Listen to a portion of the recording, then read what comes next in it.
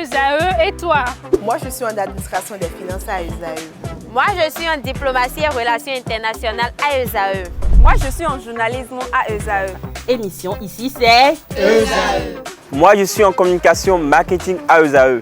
Moi, je suis en droit à ESAE. Moi, je suis en gestion des ressources humaines à ESAE. Moi, je suis en gestion des marchés publics à ESAE. Moi, je suis en administration du travail et de la sécurité sociale à ESAE. Moi, je suis en sciences économiques à ESAE. Moi, je suis en banque finance à ESAE. Moi, je suis en administration générale à ESAE. Moi, je suis en audit et contrôle de gestion à ESAE. Moi, je suis en sciences juridiques à ESAE. Moi, je suis en administration générale et territoriale à ESAE. Moi, je suis en transport logistique à ESAE. Moi, je suis en gestion des projets à ESAE. Rejoignez-moi, c'est la meilleure université. Nous sommes à ESAE. Rejoignez-nous. À ESAE, l'excellence a un nom.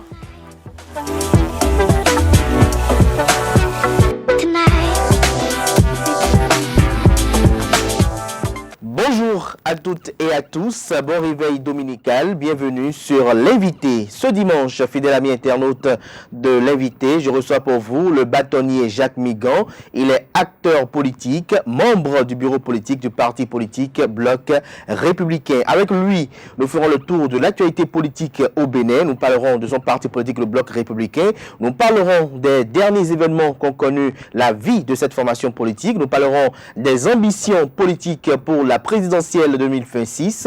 Nous parlerons également de la nomination de Éric Rouneté au poste de chef de file de l'opposition politique au régime du président Patrice Talon.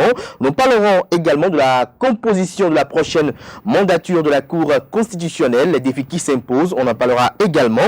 Nous parlerons des relations qui subsistent entre le président Patrice Talon et Aliko Dangote. Nous parlerons également des relations entre le Bénin et le Nigeria. Bonjour à vous, Jacques Migan. Bonjour, monsieur Kader. Vous êtes acteur politique, comme je l'ai dit tantôt. Vous êtes également membre du bureau politique du parti politique Bloc Républicain. Alors, dites-nous aujourd'hui comment se porte le Bloc Républicain. Vous savez, quand je tiens compte de notre slogan, oui. Plus unis, plus forts. Oui. Nous le sommes encore plus que jamais. Nous sommes unis et nous sommes forts pour aller aux échéances, pour travailler dans le cadre de l'animation de la vie politique et pour préparer les grandes échéances, c'est-à-dire les élections générales de 2026. C'est vrai, je ne vous apprends rien, monsieur le journaliste. Vous aviez suivi avec moi, oui, on lit depuis hier que le président Blaise Diagne, appelé un chat un chat, est désormais le président du parti politique Bloc Républicain. Donc désormais vous avez un président. Bien entendu, donc il n'est plus le secrétaire général, il est aujourd'hui le président du parti Bloc Républicain. Et je crois que ce changement a été applaudi par tous les membres du bureau politique. Et je crois que c'est vrai, c'est une victoire pour le parti et surtout pour le président Abdoulaye Biotchane. Et je crois qu'ensemble, désormais, nous devons accompagner le président Biotchane dans la gestion du parti. Je dis bien ensemble, tous les militants du Bloc républicain, depuis la base jusqu'au sommet. Ensemble, nous sommes forts. Unis, nous pouvons atteindre nos objectifs. Puisque, comme je disais tout à l'heure, nous sommes en atelier. Le Bloc républicain en atelier, il faut le reconnaître. Il y a ce que j'appelle de réformes qui sont en cours. Et cet atelier n'a pas encore fini. Nous sommes en train de travailler relativement au statut du parti, au règlement intérieur du parti, puisque des modifications vont se faire. Et pour faire ces modifications, à partir de notre rencontre d'hier, il faudrait encore quelques jours. Donc c'est pour ça que je vous dis, ce que vous avez entendu, puisque sur les réseaux sociaux, déjà, ce qui a été dit, ce qui a été fait hier, je l'ai lu. Oui. Est conforme à ce qui a été dit. Donc, nous n'avions pas encore tous les détails, vous n'avez pas encore tous les détails. C'est-à-dire... Avant d'aller dans les détails par rapport à cette assise-là, cette rencontre-là, quels sont les fondements de cet atelier-là? C'est-à-dire, après chaque élection, il faut toujours faire le point. Il faut toujours faire le bilan, je dirais, de ce qui a été fait. Nous avions eu les élections du 8 janvier 2023. Nous avions demandé dans toutes les circonscriptions qu'on nous fasse tenir. Le bureau politique, j'entends ce qui a été dit, ce qui a été fait, ce qui va, ce qui ne va pas. Donc, tous les militants, depuis la base, ont travaillé pour que nous sachions exactement ce qui va, ce qui ne va pas. Et c'est cela qui a amené le travail que le bureau politique a commencé depuis hier. Et d'ici 2 semaines, vous allez apprendre, vous allez connaître la nouvelle configuration et du bureau politique, du bureau exécutif. Et là, c'est nouveau, le secrétariat permanent. Alors, ce secrétariat permanent, on a lu sur les réseaux sociaux qu'il sera composé de 7 membres. Est-ce qu'on peut déjà connaître l'identité de ces 7 membres-là? Comme je viens de vous le dire, monsieur le journaliste, vous avez, c'est vrai, vous êtes au courant de tout. Mais en l'état, nous n'avions pas encore décidé de ceux qui seront au secrétariat permanent.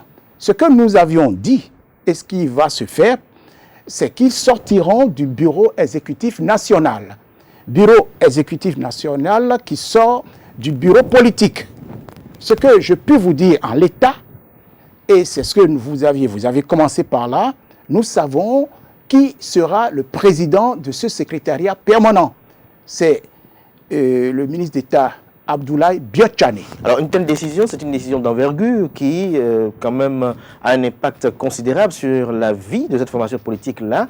Alors est-ce que cette réunion qui a consacré cette décision-là a connu la participation du chef de l'État? Il est membre du bureau, il est membre du bloc républicain. Ça, c'est une évidence. Il est membre du parti, le bloc républicain. Et nous travaillons avec le président de la mouvance présidentielle qui est le président Patrice Talon. Mais ce que je puis vous dire, nos travaux ont été présidés par l'ancien secrétaire général, M.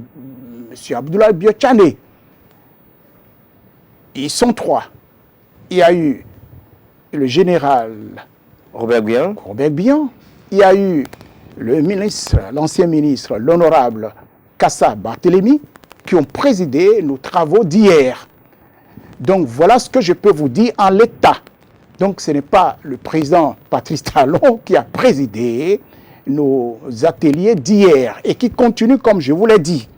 Et nous n'avions pas encore fini de travailler puisqu'il faut modifier, il faut revoir nos statuts, il faut, une fois revus, il faudrait qu'ils soient portés à la connaissance de qui de droit pour que ce soit légalement accepté d'une part et ensuite les formalités en ce qui concerne le ministère de l'Intérieur.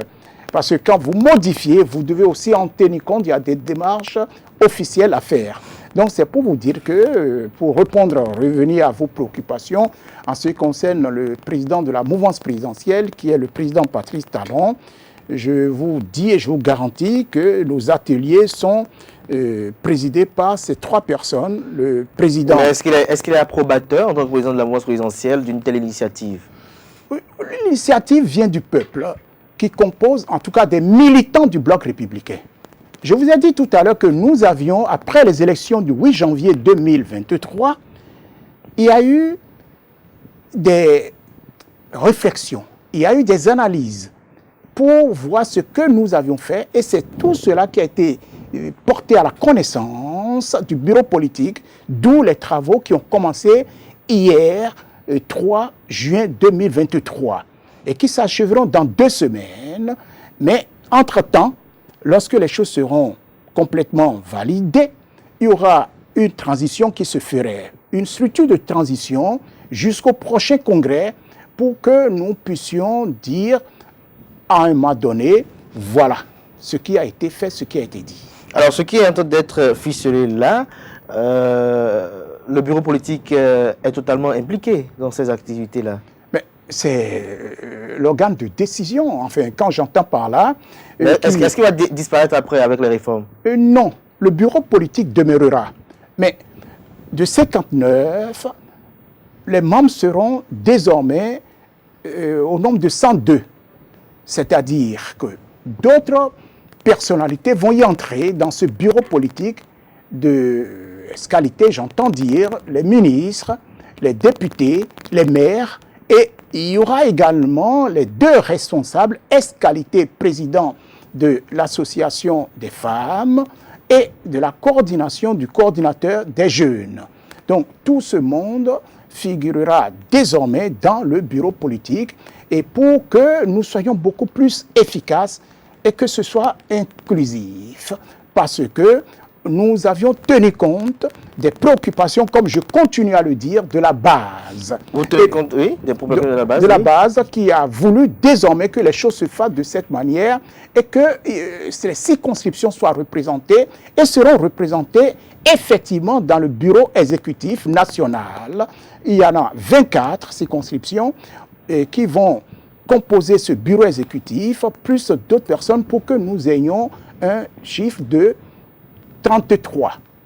Et ces 33, tout à l'heure je citais deux personnalités, c'est-à-dire les deux coordonnateurs de l'association des femmes et de la jeunesse figureront dans ce bureau exécutif pour qu'il y ait plus d'efficacité et que tout soit véritablement opérationnel. Alors, à vous entendre, on peut déduire de vos propos que le fait que Abdoulaye Biachane soit consacré président du parti politique Bloc républicain, c'est une volonté de la base. Alors, quelle est votre opinion sur cette consécration et qu'augure l'avenir selon vous en tant qu'acteur politique? Je vais vous dire, je le connais personnellement, le président Abdoulaye Biachane. Je me rappelle quand nous étions au lycée, Béranzi, il était le responsable de classe.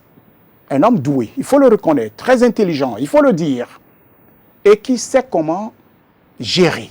Ça, je l'ai toujours dit, et ce n'est pas nouveau pour quelqu'un qui a connu cet homme alors qu'il était responsable de classe, comme nous le disons. Donc, Biachane, il est l'homme, comme je l'ai dit, à un moment donné, de la situation. C'est cet homme qui peut nous conduire jusqu'aux élections générales de 2026. J'en suis convaincu, et ce qu'il fallait, c'est de créer les conditions aujourd'hui pour que tout le monde se retrouve derrière lui pour accompagner le parti. Et c'est ce qui vient de se faire, c'est ce qui est en train de se faire, je dirais. Et à l'état des choses, je crois encore que c'est l'homme, Abdoulaye Biachane, qui est habilité à le faire, surtout que, et c'est très important, il est le ministre d'État dans le gouvernement du président Patrice Talon. Et, si on veut le dire, c'est le numéro 2. Donc, il a, en ce qui concerne, et c'est un privilège pour nous, au Bloc républicain, il coordonne les actions du gouvernement. Il en sait, il sait. Et c'est quelqu'un qui a toujours manifesté à l'endroit du président Patrice Talon une loyauté sans faille, une fidélité sans faille. Et deuxièmement, c'est celui qui s'est fédéré. Il a compris, il a eu, comme les gens l'ont dit, critiqué, mais il en prend compte. Il en a tenu compte, je dirais. Et c'est ça qui est très important. S'il n'en a pas tenu compte, je crois qu'il ne serait pas là. Donc c'est un homme qui, non seulement sait écouter, et sait prendre en compte tout ce qu'on peut lui reprocher. Tout ce qu'on peut lui dire en bien comme en mal. Et tout ça a conduit à ce que nous sommes en train de vivre. Et il n'a pas cette ambition pour dire demain, je vais être candidat aux élections présidentielles. Non. Donc il est disposé et il est disponible pour réellement faire, permettez-moi le mot, le job de président du parti Bloc républicain. Et c'est d'ailleurs pour cela que hier, lorsque la première décision de nomination, lorsqu'on a dit président Biotiané, à l'unanimité de tous les membres qui étaient là, nous avions applaudi. Un applaudissement nourri. Ça, je peux vous le dire. Donc, c'est pour vous dire que c'est une victoire, non seulement pour le parti, mais également pour les militants, la grande majorité des militants du bloc républicain qui ont ceux-là qui ont voulu qu'il soit toujours aux responsabilités. Qu'il soit toujours aux responsabilités. Tout à l'heure, vous avez dit qu'il n'a pas l'ambition d'être candidat pour 2026. Est-ce qu'il n'a pas l'ambition où les critères le disqualifient?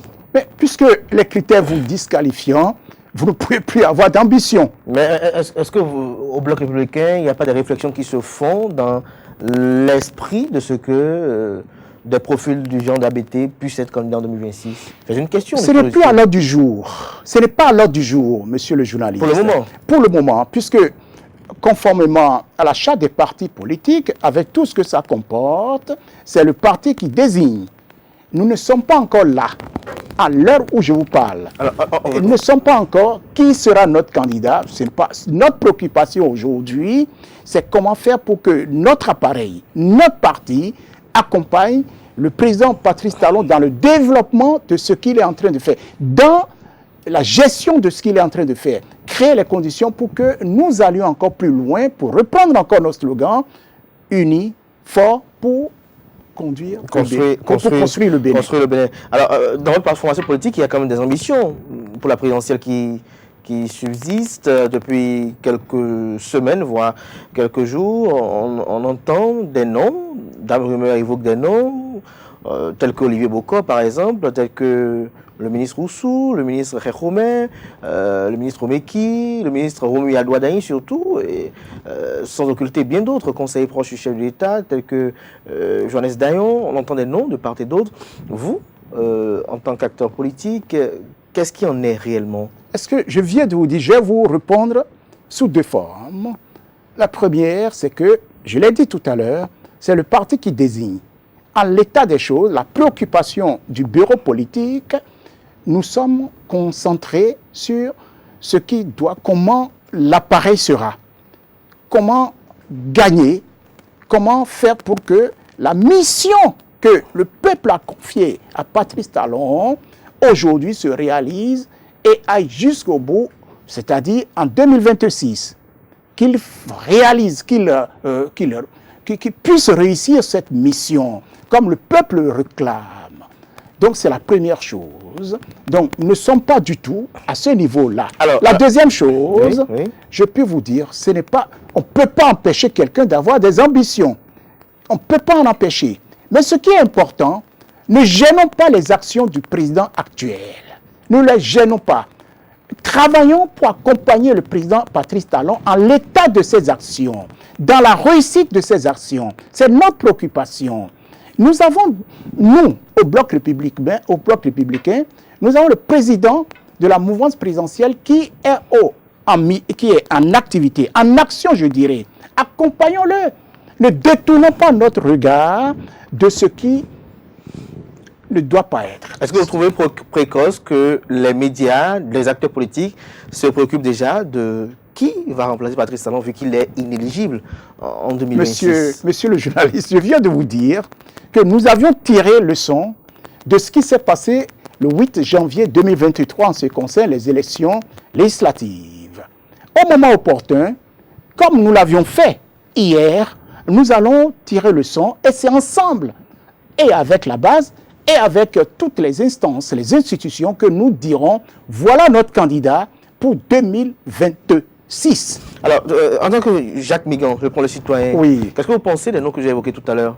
Honnêtement, je vais vous dire quelque chose, mais c'est une richesse. Ça veut dire que le Bloc républicain est riche de présidentiables. Ça veut dire que nous avons... mais pour le moment, ce n'est pas la préoccupation. Il y a beaucoup d'autres du côté de l'UP également. Mais justement, c'est ce que je vous dis. Ça veut dire que... Écoutez, moi, pour l'instant, ce qui me préoccupe, ça je le dis malheureusement, monsieur le journaliste, je ne suis pas, pour certains, compris. Ce que je dis, nous avons aujourd'hui un homme qui est aux responsabilités en la personne du président Patrice Talon, qui, sa préoccupation, c'est tout faire pour que le Bénin gagne, soit développé. Et c'est ce qu'il fait. Qu'est-ce qu'il faut faire? N'est-ce pas bon, juste, judicieux d'accompagner cet homme jusqu'à la fin de sa mission? Accompagner n'occulte pas le fait de commencer par préparer quand même 2026. Mais pour préparer 2026, je vous dis, au moment opportun, nous sommes en 2023. Au moment opportun, nous allons en décider qui sera notre candidat. Comme nous l'avions fait en 2021, nous avions pris notre temps, nous avions consulté et la base et d'autres. Il y a eu des discussions, il y a eu des débats en nos seins pour arriver en son temps, en 2021, au choix d'un homme, c'est-à-dire le président Patrice Talon. En 2022, au moment opportun, en 2024 ou 2025, je n'en sais rien, puisque les élections se feront en 2026. Oui. Donc, nous aurons l'occasion de dire qui le sera. Est-ce que ça va être X? Est-ce que ça va être Y? Ce qui est préoccupant. Mais vous, quel est votre souhait? Mon souhait, c'est sans embâche. Et je le dis, comment faire pour que le président Patrice Talon gagne la victoire de mandat que le peuple lui a confié? C'est-à-dire, ne sortons pas de là. Accompagnons l'homme dans ses actions aujourd'hui jusqu'en 2026. C'est là où je dis aux uns aux autres. Le peuple lui demande, Monsieur le Président, nous apprécions ce que vous faites. Allez-y, continuez cette mission que nous vous avions confiée en 2021 jusqu'en 2026. Alors, comment pensez-vous la fin du mandat du président Patrice Talon? On entend des noms, pas des moindres de son entourage. C'est dans le rumeur qui nous l'évoque comme potentiel candidat au niveau pour l'année 2026. Est-ce que vous pensez que les ambitions personnelles seront tues lorsque le dictat sera imposé? Mais bien entendu, ce que je sais aujourd'hui, seront tues, comme vous le dites, par qui? Mais pas notre parti. Tant que le parti n'a pas dit, les gens peuvent faire ce qu'ils veulent. Vous ne pouvez pas empêcher quelqu'un de nourrir des ambitions. Je vous l'ai dit toujours. De part et d'autre, que ce soit l'UP, que ce soit même, puisque c'est ouvert pour 2026, j'entends par là, nous sommes désormais dans un monde de charte des partis politiques. Et pourquoi avions-nous instauré la charte des partis politiques? C'est parce que désormais, on veut que le candidat aux élections présidentielles proviennent d'un parti politique. Ça peut être du côté des partis les démocrates, ça peut être du côté de Foscori.Bénin émergent, ça peut être du côté de l'UPR, ça peut être du côté du Bloc républicain. Nous n'avions pas encore décidé. Ce n'est même pas du tout à l'ordre du jour. Parce que ce qui est à l'ordre du jour aujourd'hui, c'est réussir la mission que le peuple a confiée à notre président Patrice Talon en l'état. Je dis bien en l'état, et c'est ce que je n'arrête pas de dire aux uns aux autres. Si tel a des ambitions, mais il y a un programme d'action du gouvernement qui s'y associe et qui travaille. Et pour que nous réussissions cette mission et que nous portions en triomphe en 2026, ce monsieur, quand il aura fini sa mission en disant « Merci pour cette mission que vous aviez réussi ».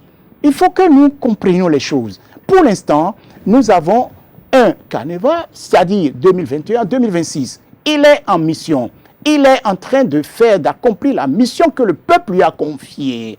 Au moment opportun, les uns les autres diront « Il a réussi cette mission, bravo ».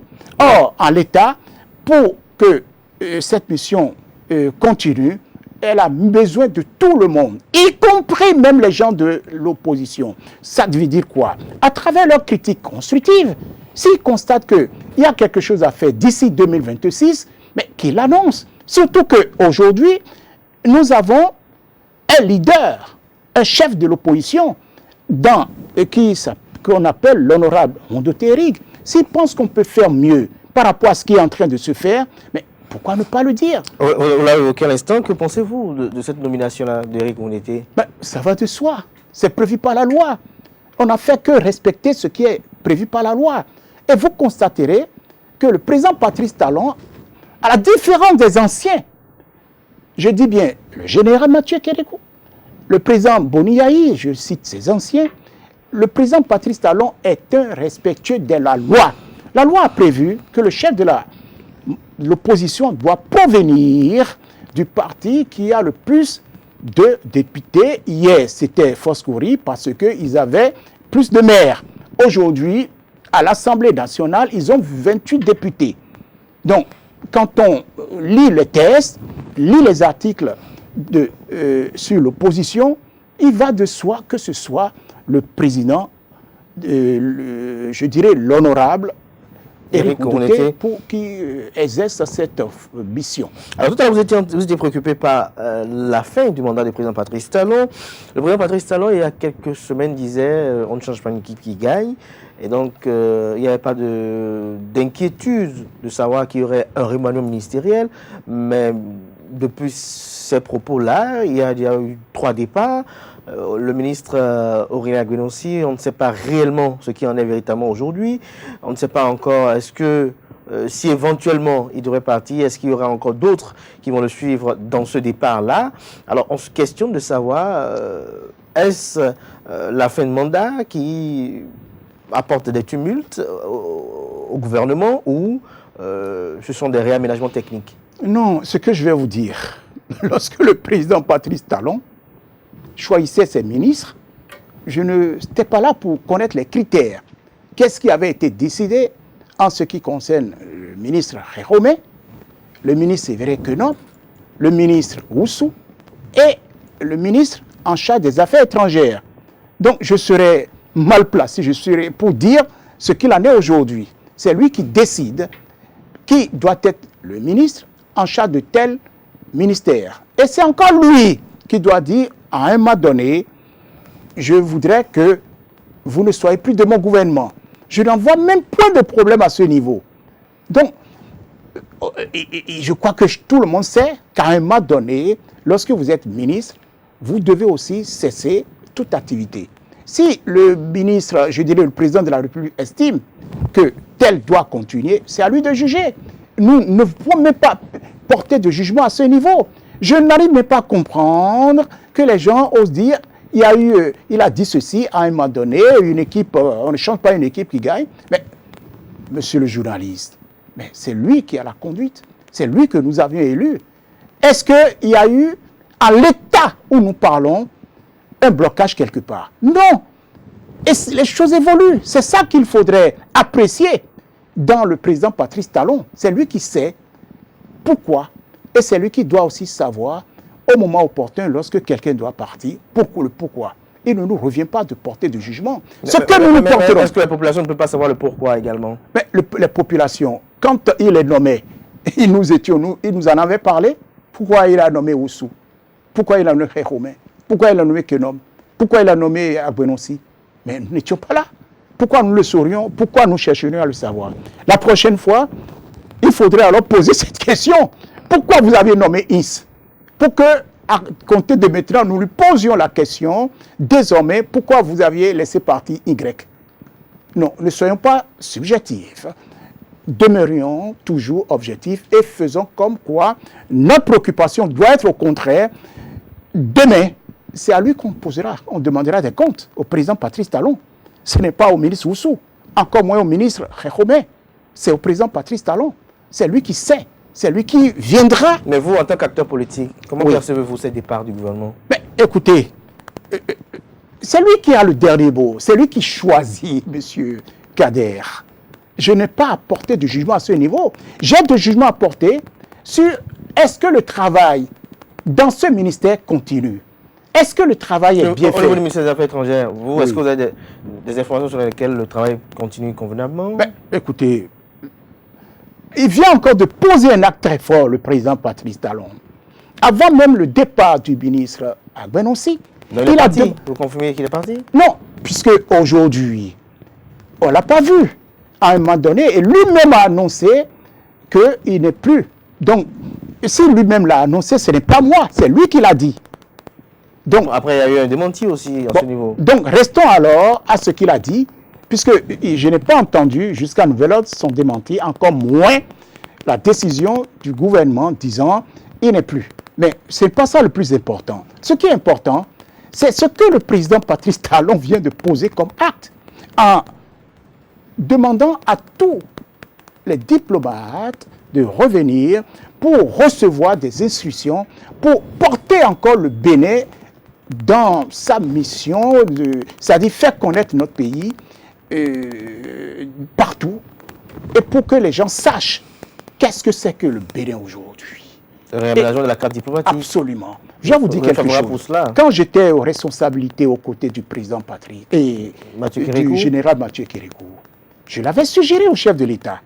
Je lui avais dit, d'une part, on ne nomme pas un ambassadeur pour des raisons, il faut que ce soit clair.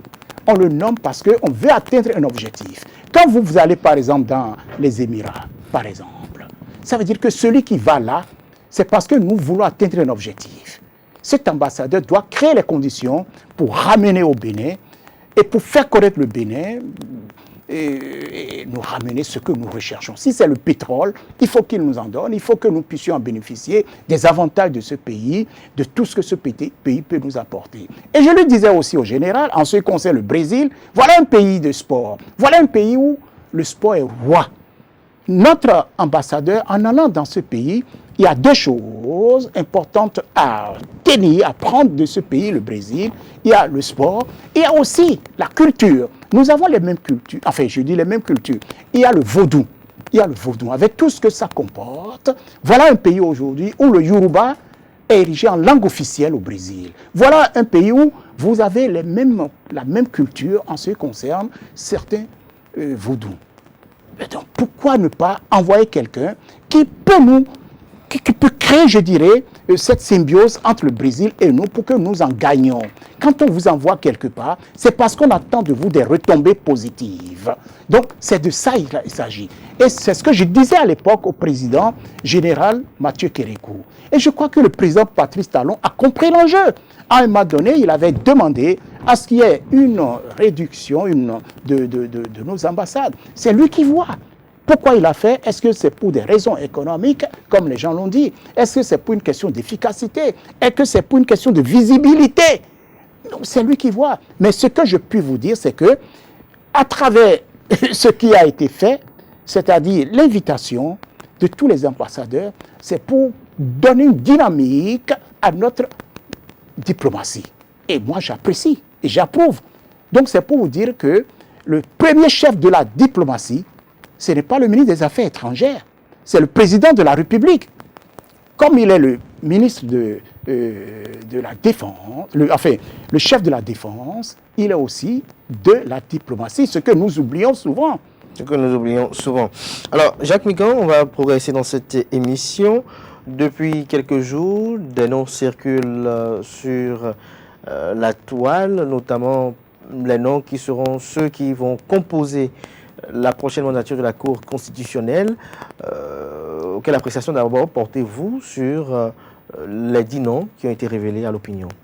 J'ai vu, et je puis vous dire une chose, voilà encore un pays riche, très riche en compétences, puisque les noms que j'ai vus, vous avez le professeur maître Dorothée Sousa, c'est un homme que j'apprécie, qui a eu à faire ses preuves à un moment donné lorsqu'il était sous le général Mathieu Kérékou, dans son gouvernement, il était le ministre de la Justice.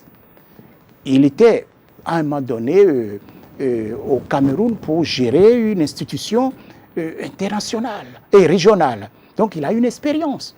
Et vous constaterez que parmi ceux-là, il y a des compétences avérées. Et il y a aussi sur le plan juridique et sur le plan politique.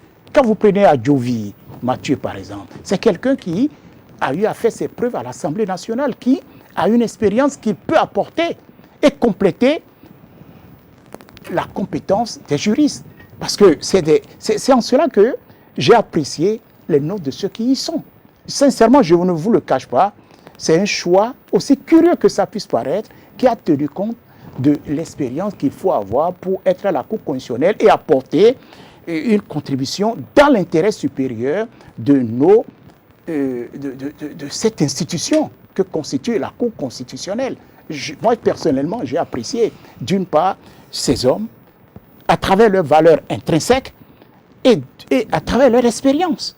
Donc, ce ne sont pas des gens qui sont partis et qui vont être là tout simplement parce que c'est un copain, parce que c'est un ami. Non, c'est parce qu'ils vont apporter comme cela se passe ailleurs.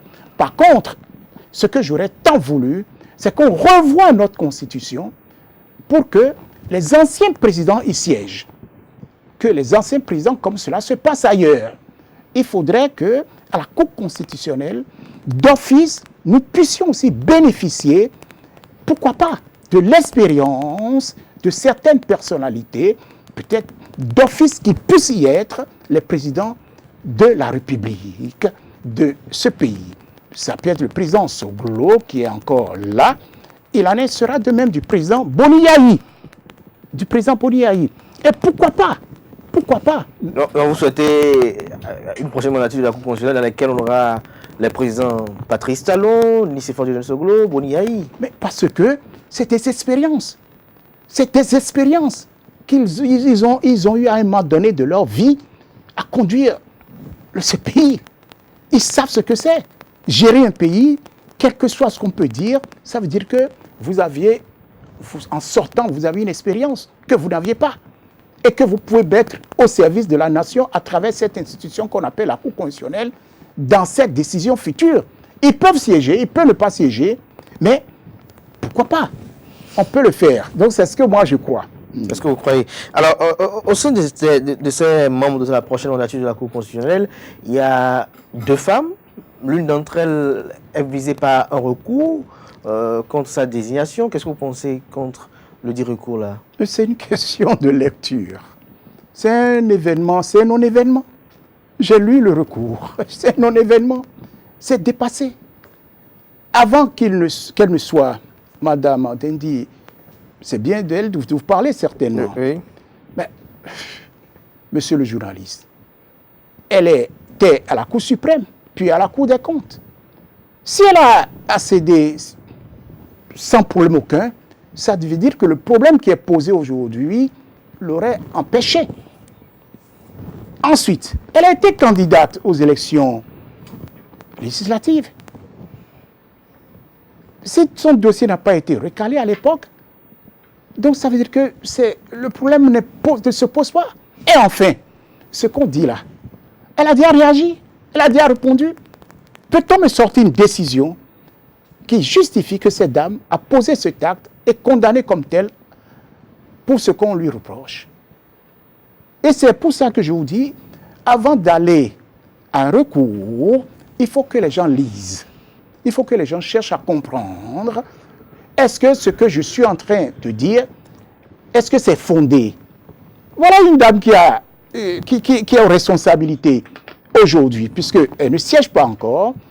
On ne l'a pas recalée à ce niveau-là de la Cour suprême, au niveau de la Cour des comptes ensuite, candidate aux élections, et qui continue à enseigner, qui est enseignante, et qui apporte sa contribution au développement intellectuel des enfants, des étudiants.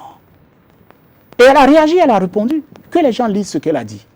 Pour expliquer ceux, à un moment donné, qui ont pensé qu'elle a posé tel acte. Elle lui a répondu. Où est la décision qui dit que son éthique est ceci, sa morale est cela? Non, il faut que nous soyons sérieux et je m'en réjouis. J'espère que la Cour constitutionnelle saura dire.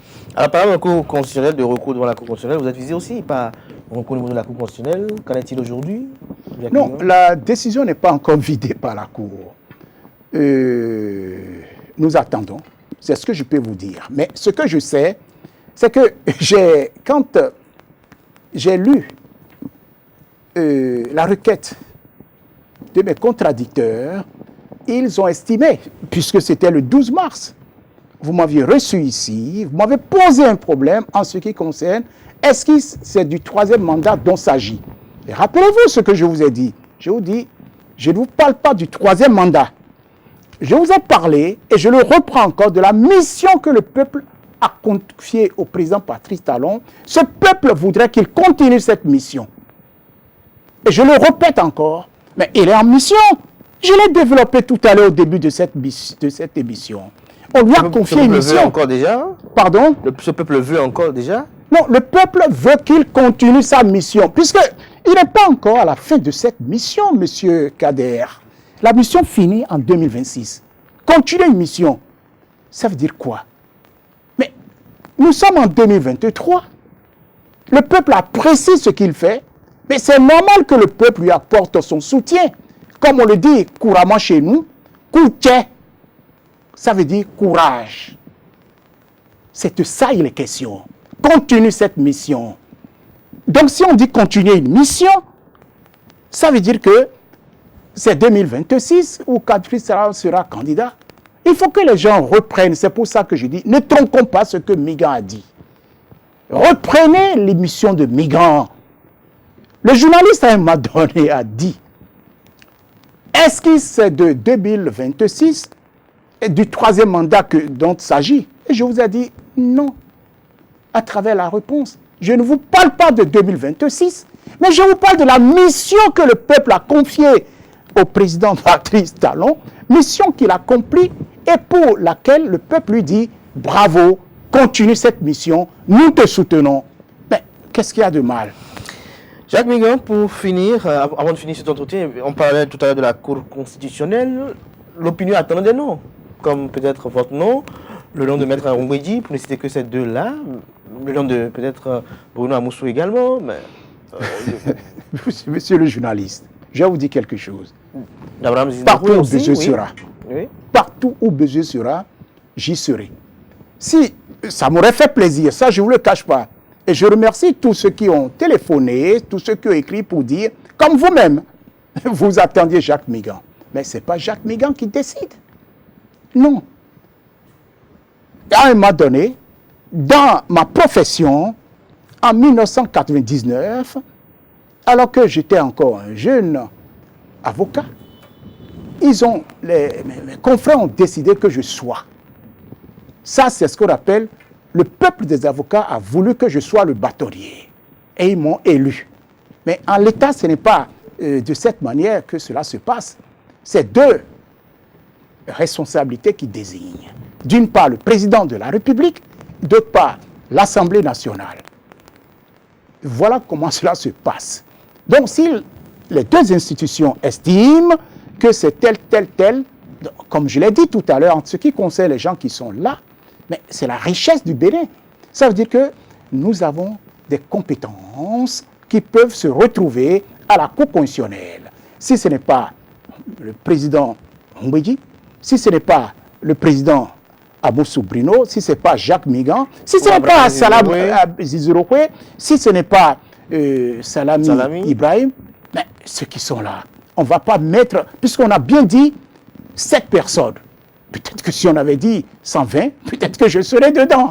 Donc c'est pour vous dire que c'est un nombre limité. Alors que dites-vous face à l'opposition qui estime qu'elle n'est pas représentée au sein de cette cour-là? Le plus important, ce n'est pas l'homme qui doit être, c'est celui qui doit faire. Et je vous l'ai expliqué tout à l'heure, que vous soyez de l'opposition, que vous soyez de la mouvance.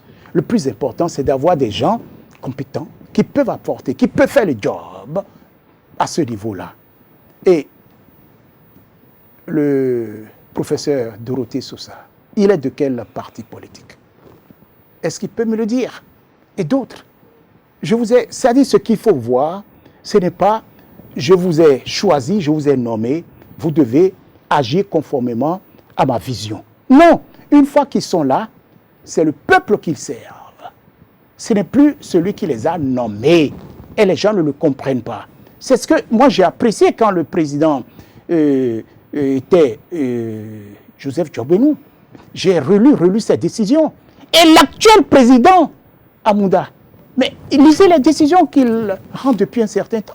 Si c'est le peuple, si c'est le gouvernement qui a erré, mais il le dit. Si c'est l'Assemblée, si c'est tel d'un mouvement politique ou d'un parti politique, mais il ne fonctionne pas en fonction de la politique, mais il fonctionne en fonction de ce qui doit être juridiquement. Et c'est en cela que j'ai dit que ce soit le président Amouda, que ce soit Djobenou, mais c'est deux présidents qui ont innové et qui ont donné ce que doit être une Cour constitutionnelle. Et je souhaiterais que ceux qui vont arriver aillent encore plus loin. Et je vous dis, quand j'ai vu la composition de ceux qui sont là, permettez-moi encore de reprendre ce que j'ai dit, ils feront le job. Ils vont faire le travail parce que c'est un monde qui se complète, juriste, politique. Et il faut apprécier les choses à ce niveau-là. Vous n'allez pas là pour satisfaire les besoins de ceux qui vous ont choisi ou nommé. Vous allez là dans l'intérêt supérieur de la nation. C'est la Cour constitutionnelle. C'est la Cour constitutionnelle. Alors, dernier sujet d'actualité pour conclure cette émission.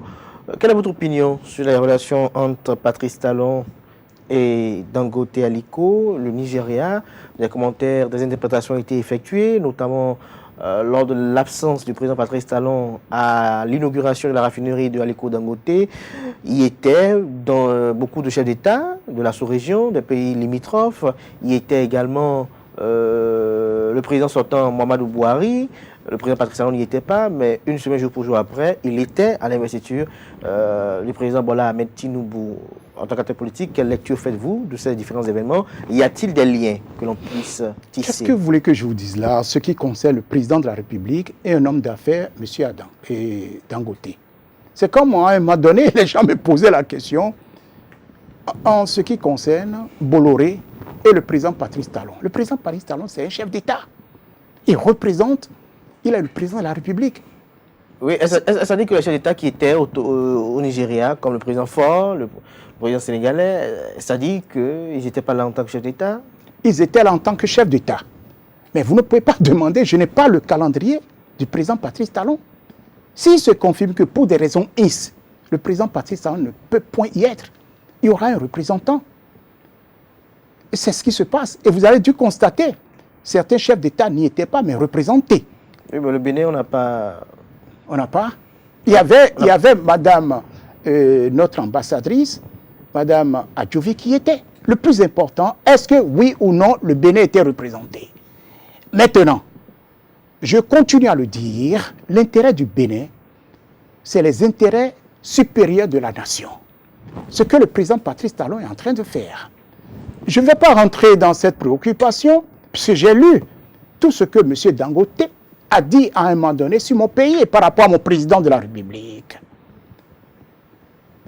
C'est un homme d'affaires, M. Dangote. Ce n'est pas un président de la République. Non. Le président Patrice Talon, M. Patrice Talon est un président c'est notre président de la République.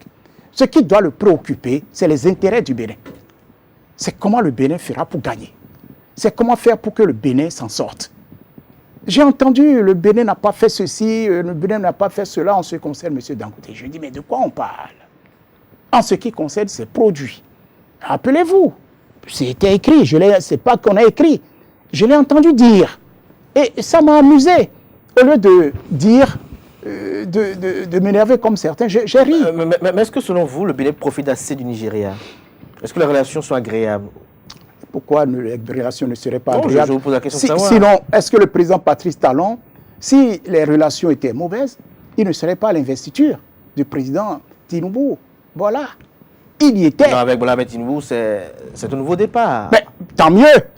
Tant mieux. À un moment donné, tout le monde a constaté que nos frontières étaient complètement fermées entre le Nigeria et le Bénin, entre le Nigeria et le Niger, et ainsi de suite, le Cameroun, partout.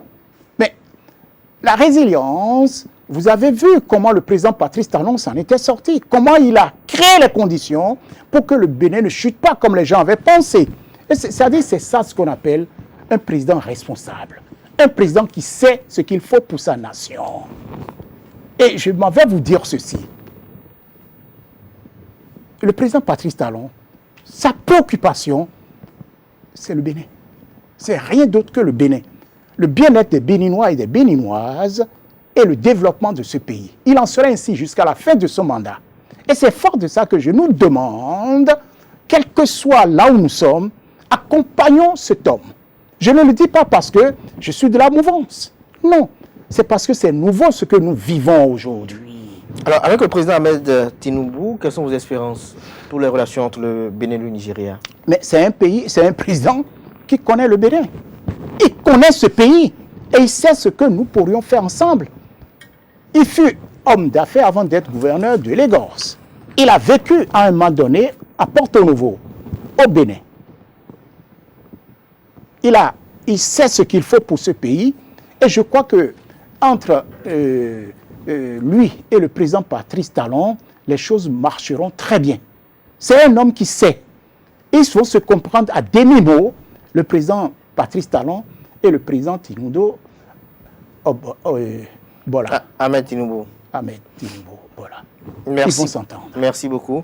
Nous sommes à la fin de cet entretien. Vous savez signer le rituel. Vous allez regarder droit dans votre caméra et dire quelques mots à vos sympathisants et amis qui ont bien voulu suivre cet entretien. Mais écoutez, je salue les ateliers qui se tiennent aujourd'hui en ce qui concerne le bloc républicain. Ateliers pour que nous puissions, ateliers pour que les membres le parti soit inclusif, efficace, pour affronter les prochaines échéances et aller au-delà. J'apprécie énormément le choix qui a été fait pour que le secrétaire général Abdoulaye Biotchane devienne désormais le président de notre parti politique. Un homme pondéré, un homme loyal au président de la République, fidèle au président de la République, et qui fait l'unanimité. En ce qui concerne le président de la République, comme je vous l'ai dit, non, ce n'était pas lui qui était à la présidence de ce que nous avions fait. C'était le président Abdoulaye Biotchane, l'honorable Bian et M. Kassa Barthélémy. En ce qui concerne les départs qui sont partis, c'est-à-dire les ministres qui sont partis, c'est du ressort du président de la République. Il a nommé, à un moment donné, il a décidé de comment les choses doivent se faire. Entre le Nigeria et le Bénin, je crois que les choses vont se faire au mieux des intérêts des deux parties. Et je m'en réjouis. Donc, voilà ce que je peux vous dire en ce qui concerne la Cour constitutionnelle.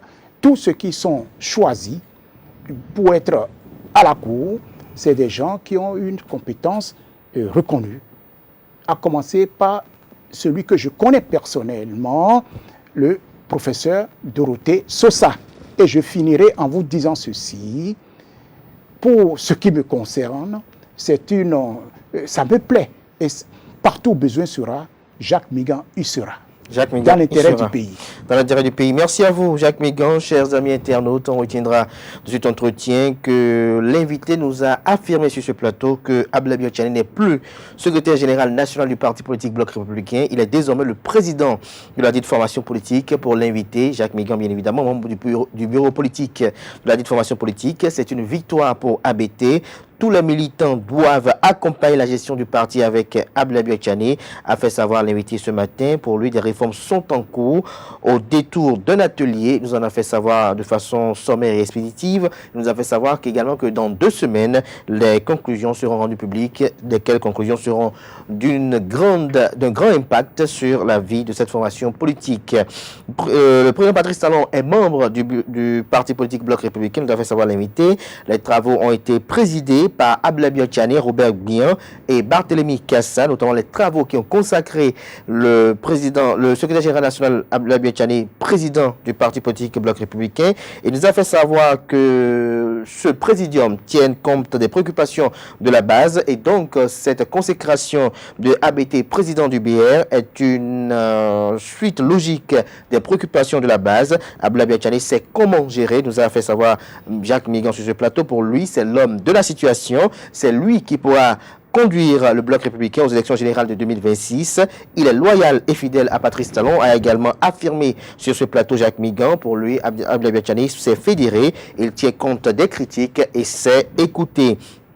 Il n'a pas l'ambition d'être candidat pour 2026, a également affirmé sur ce plateau Jacques Migan, parlant de Abdoulaye Biotchane. Pour lui, Abdoulaye Biotchane a été consacré président du parti politique Bloc républicain à l'unanimité de tous ceux qui ont participé à cette réunion de haute portée. Et il invite les uns les autres à travailler pour accompagner le président Patrice Talon dans ses actions diverses afin qu'il soit porté en triomphe en 2026. Et donc pour lui, l'heure n'est pas à la désignation de tel ou tel autre candidat ou dauphin pour pour le compte des élections générales ou l'élection présidentielle, pour être plus précis, de 2026.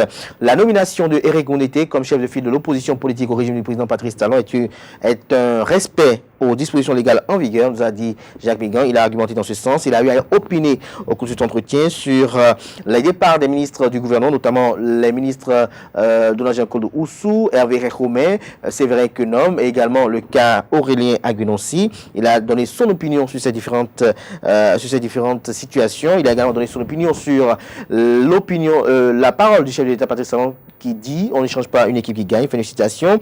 Il a également donné son opinion sur la redéfinition de la carte diplomatique qui a été actée par le président Patrice Talon lui-même. Il a fait savoir que la composition de la prochaine mandature de la Cour constitutionnelle est un choix et pris de justesse et de valeur. Pour le professeur Dorothée Koussosa est un homme valeureux, un homme compétent. Il a vanté d'ailleurs les mérites et les qualités de cet homme sur ce plateau, également celle de Mathieu Adjovi. Il a fait savoir qu'il souhaite une révision constitutionnelle à l'effet que les anciens présidents de la République soient d'office membres de la Cour constitutionnelle. Il a vanté également l'intérêt de cette ambition politique. Le recours contre Dandy Yamou est un non-événement. Il a argumenté également dans ce sens-là. Ça lui aurait fait plaisir d'être membre de cette Cour constitutionnelle, a-t-il avoué sur ce plateau, mais il dit qu'il reste disponible partout où besoin sera. Les membres de la Cour constitutionnelle servent le peuple, nous a fait savoir Jacques Migan, et donc pour lui, il n'y a pas d'inquiétude à se faire sur la crédibilité, la loyauté au peuple de ces membres de la Cour constitutionnelle. Pour lui, ils feront le job. En fin d'émission, il a eu à opiner sur les relations Talon-Dangote entre le Bénin et le Nigeria et à livrer ses espérances par rapport aux relations entre le Bénin et le Nigeria avec le président Bola Ahmed Tinubu. J'espère que j'ai été fidèle. Oui, vous avez été fidèle, merci le journaliste. Merci à vous, Jacques Migan. Je rappelle à nos amis internautes que vous êtes bâtonnier, vous êtes acteur politique, vous êtes membre du bureau politique du parti politique Bloc républicain. Merci d'avoir été dans nos studios ce dimanche. Merci pour le dérangement. Merci d'avoir été malgré l'agenda, malgré tout. Merci également à vous, chers amis internautes, pour la fidélité constante accordée à ce programme télé sur ESAE TV. Portez-vous bien. On se retrouve demain lundi par la grâce et la volonté divine. Jusque-là, portez-vous bien. Et belle suite de programme sur ESAE TV. Retrouvez à 19h Billy Gailaibi pour le JT des JT.